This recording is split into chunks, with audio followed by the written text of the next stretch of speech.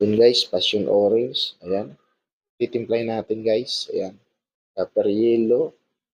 Saka tong transparent red. Saka tong transparent orange guys. Ayan. Paghalo-haloin natin siya guys. Ayan. Ayan guys, yung ano, ganda ng kulay guys. Oh. So, ipipintura niya daw sa motor. Ayan guys. Pinagaya sa atin yung ganyan na kulay na sa Honda. Passion orange. Ang ganda ng kulay guys. Oh. Ayan oh.